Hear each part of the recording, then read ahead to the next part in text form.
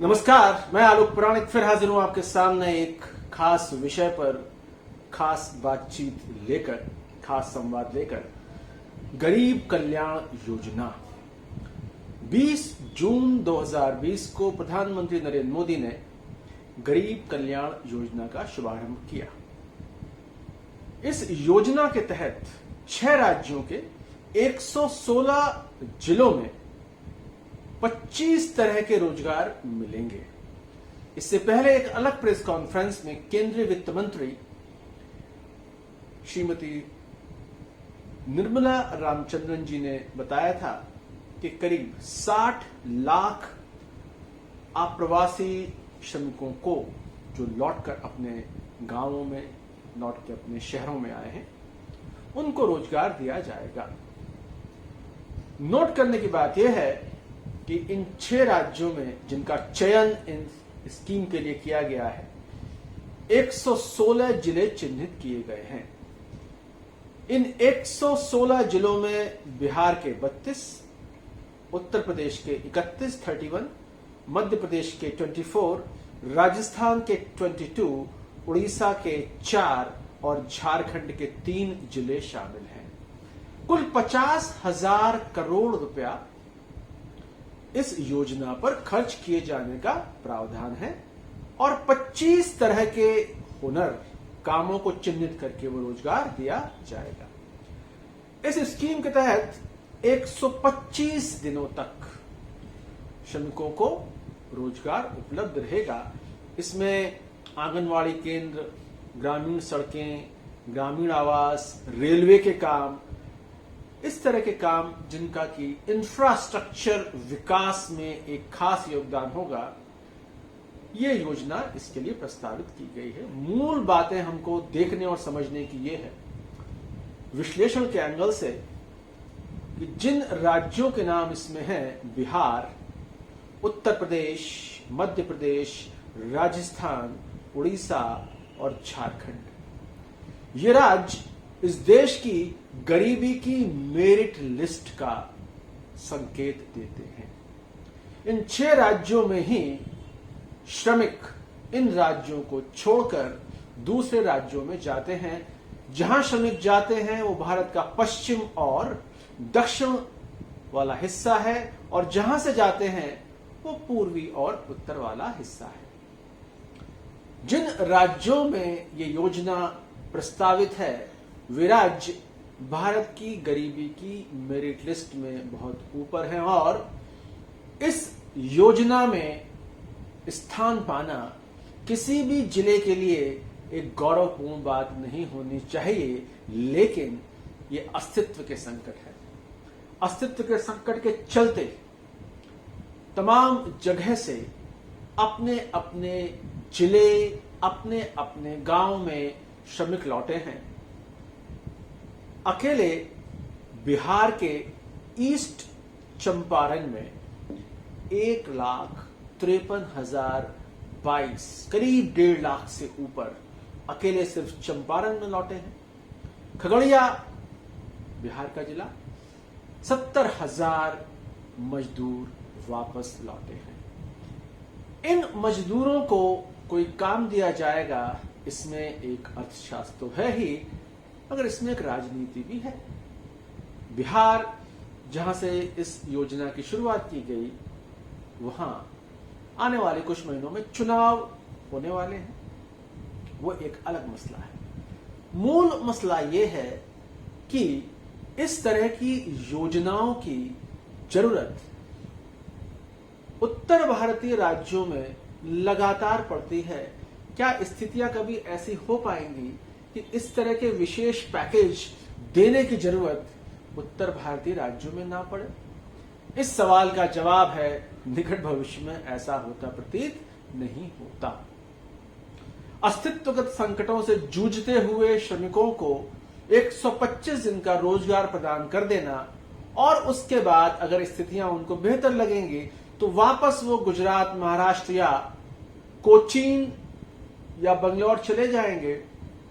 घूम फिर के स्थितियां वहीं आ जाएंगी और गरीबी की मेरिट लिस्ट में ये राज्य अपना नाम दर्ज कराते रहेंगे। ये बात क्षेत्रीय विकास के संतुलन के नजरिए से भी देखी जानी चाहिए। यह मसला सिर्फ इतना नहीं है कि केंद्र सरकार ने 50,000 करोड़ रुपया 6 राज्यों के जिलों पर खर्च कर दिया। यह बात यह है कि क्षेत्रीय विकास का असंतुलन ऐसा क्यों है कि यहां पैकेज दर पैकेज दिए जाने की जरूरत पड़ती है, बराबर, लगातार। अस्तित्वगत संकटों से जूझते हुए किसी भी व्यक्ति, किसी भी श्रमिक को न्यूनतम मजदूरी या पैसा मुहैया कराना केंद्र सरकार की, राज्य सरकार की या स्थानीय सरकार की आवश्यकता है। मनरेगा जो एक तरह से इसी तरह की योजना है जहां श्रमिक को मांगने पर काम मिलता है, पर इसमें और मनरेगा में थोड़ा सा फर्क है।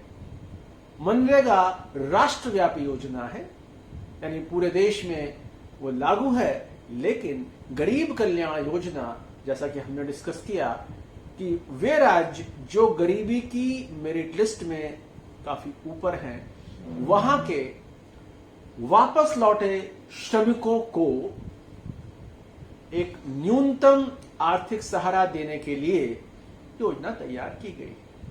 अगर आप बहुत गहराई से विश्लेषण करेंगे तो कोरोना से राहत देने के पैकेज में, प्रस्तावों में, उपायों में सरकार ने साफ तौर पे 2 विभाजन कर दिए हैं। ये विभाजन नीतिगत स्तर पर बहुत साफ दिखाई पड़ते हैं।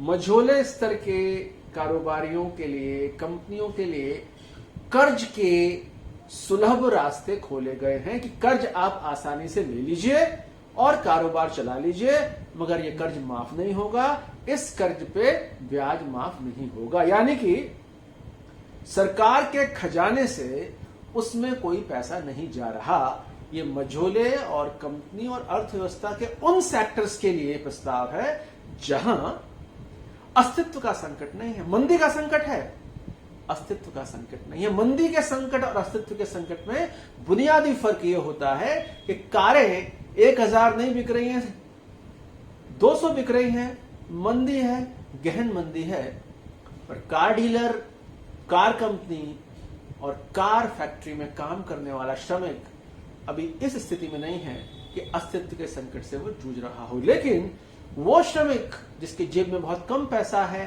वो बॉम्बे से चल के आया है, वो अहमदाबाद से चलकर आया है, वो अस्तित्व के संकट से जूझ रहा है। इसलिए अस्तित्व का संकट जहां है वहां सरकार अपने खजाने से लाकर खर्च कर रही है। ये 50,000 करोड़ रुपया केंद्र सरकार अपने खजाने से लाकर खर्च कर रही है, इसे हम बोलेंगे राजकोषीय खर्च, खजाने से खर्च, राजकोषीय खर्च। इसके निश्चय ही असर होंगे। वो आंकड़े हमारे सामने अभी आने बाकी हैं कि राजस्व, रेवेन्यू, कर संग्रह का स्तर क्या है, क्या कोई फर्क उस पर पड़ा है, क्या उस पर फर्क पड़ने के बावजूद ये पैसा आसानी से उपलब्ध कराया जा सकेगा। ये सब प्रश्न ऐसे हैं जिनका जवाब अभी मिलना बाकी है। मगर यह कहा जाना चाहिए कि गरीब कल्याण योजना में यह सुनिश्चित किया जाना चाहिए कि अस्तित्व के संकट से जूझ रहे श्रमिकों को भुगतान बहुत तेजी से मिले। सरकारी योजनाएं कागज पे, घोषणाओं में बहुत सुंदर प्रतीत होती हैं, लेकिन अगर इसका मजदूरी का पैसा, जैसे कि मनरेगा में शिकायत लगातार आती है, कई मामलों में पैसा नियमित नहीं पहुंचा, देर से पहुंचा, अस्तित्व के संकट से जूझ रहे श्रमिक के लिए विलंब का मतलब कोई भुगतान और कोई राहत नहीं है। तो गरीब कल्याण योजना में क्षेत्रीय असंतुलन का रेखांकन हम साफ कर सकते हैं। गरीब कल्याण योजना में हम ये रेखांकन साफ कर सकते हैं कि सरकार अर्थव्यवस्था के सबसे विपन्न तबके के लिए अपने खजाने से पैसा निकाल रही है, और ये ताकीद, ये सुझाव दे सकते हैं कि चूंकि यहां मामला अस्तित्व का है, इसीलिए इसका भुगतान बहुत तेज गति से किया जाना चाहिए। Late payment is almost no payment in case of poor. जैसे हम एक कानून के संदर्भ में एक बात सुनते और कहते हैं, justice delayed is justice denied, उसे हम कह सकते हैं मजदूरी विलंब से जो दी गई वो ऑलमोस्ट मजदूरी नहीं दी गई। ये बात अगर ख्याल की जाए और हम इस शुभकामना के साथ कि ये योजना वाकई अस्तित्व के संकट से जूझ रहे श्रमिकों को एक राहत दे। आप सबसे एक छोटी सी रिक्वेस्ट मैं करूंगा कि हमारे इस चैनल को सब्सक्राइब करें और अपने मित्रों को बताएं, अपने दोस्तों को बताएं कि जटिलतम आर्थिक विषयों पर भी हम बहुत सहज हिंदी में बात रखते हैं। बहुत जल्दी हम यूपीपीसीएस मुख्य परीक्षाओं में जो निबंधों का पर्चा है वो पर्चे के 50 संभावित विषय हम आपके सामने लेकर आएंगे, आपसे डिस्कस करेंगे और कैसे निबंध लिखा जाए इसकी चर्चा हम करेंगे। नमस्कार, धन्यवाद।